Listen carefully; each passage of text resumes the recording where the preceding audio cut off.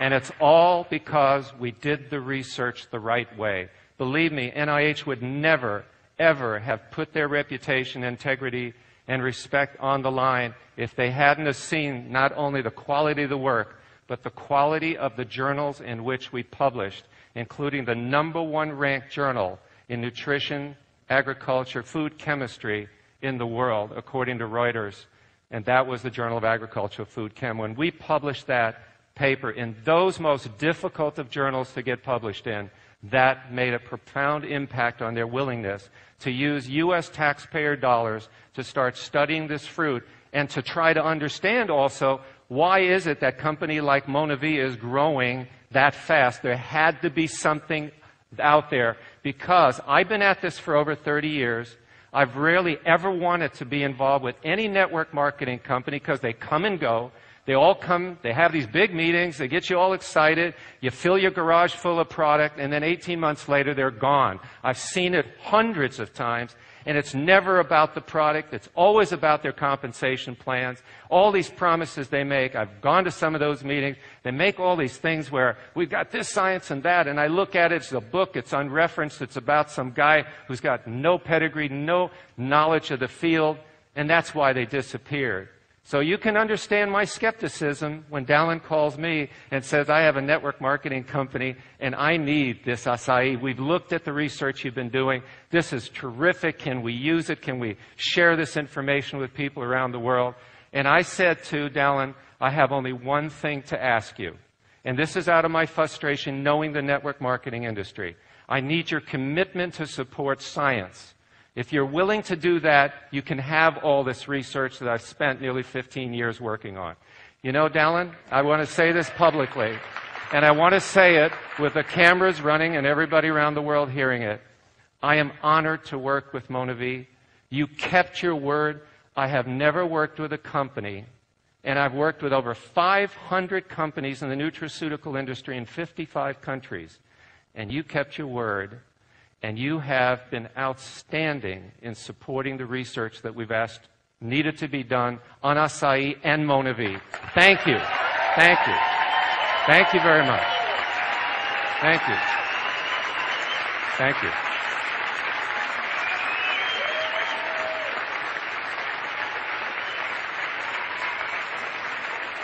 All right. I'm a scientist. I got 18 minutes and 14 seconds to show you what we learned. So here we go, the jet engine. Okay.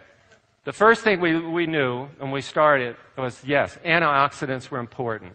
There are today over 250,000 papers published on antioxidants in the scientific literature. And among the top foods that we have are things like blueberries, blackberries. We've even been studying many of the berries in Canada, especially up in some of the Arctic regions, because they're placed under tremendous stress. And as a result, they have to develop chemical defenses to survive. And they can pass that on. And that's why if it's between you and a bear, and the bear wants those berries, you are not going to get those berries. Okay? There's a reason why. But the trouble is the season's short. The amount of the material is very limited. And there's tremendous variability in the antioxidant activities based on research we've been doing. But the U.S. Department of Agriculture did develop and publish a list starting in 2004 of all of the top foods in terms of antioxidant capacity against the peroxyl free radical. That is the most predominant free radical in the human body. And what we discovered when we got acai was it blew it off the charts. In fact, I'll never forget my day. You've heard it on my tape. You've seen it before. I love describing it because it was one of those moments that every scientist in their life dreams of. It's that call from the laboratory where, Alex, are you sitting down in your chair? I just sent you an email. Open up your attachment. Yep, I see it. I click it open. He says, look at what we found with this purple powder you sent us.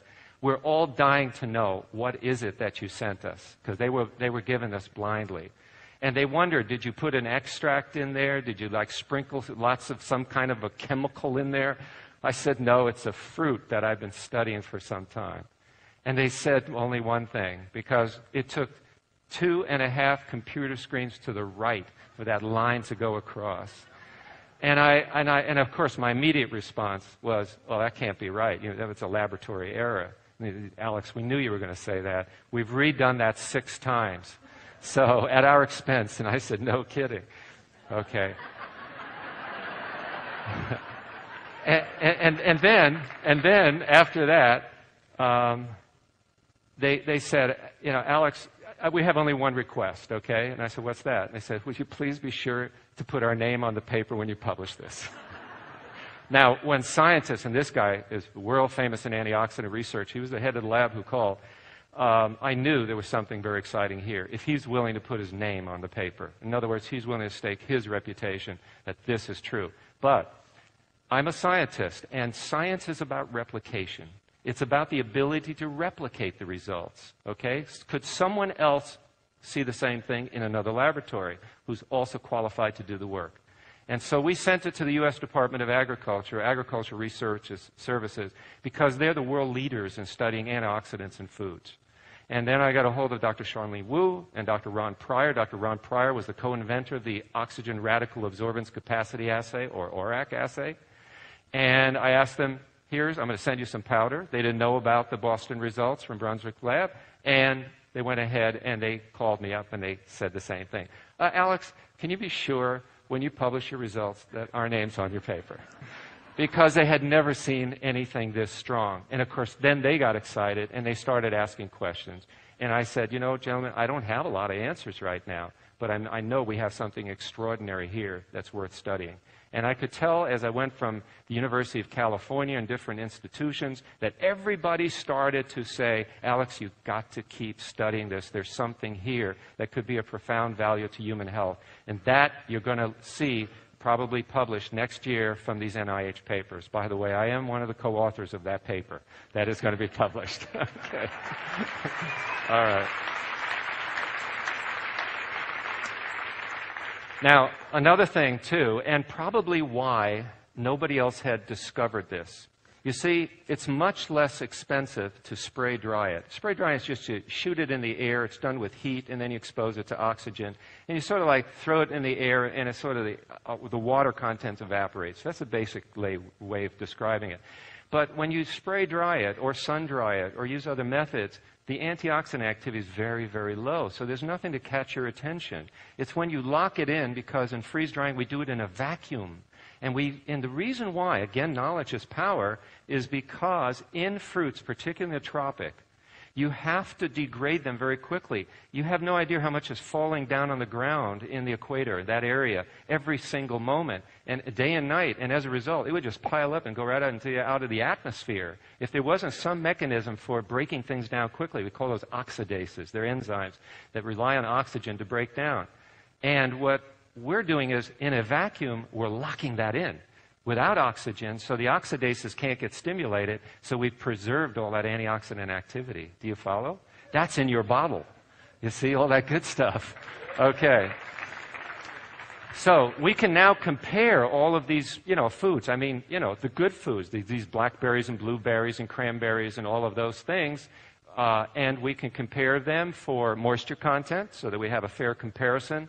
We can then look at the total antioxidant capacity and then the serving size, so we have fair comparisons. And what you will see, compared to any food, acai pulp is like way out there compared to anything, 5-6 times greater. Okay. Another thing that we have is that when we were looking at its antioxidant capacity, there are different free radicals in the human body. One of these is really bad.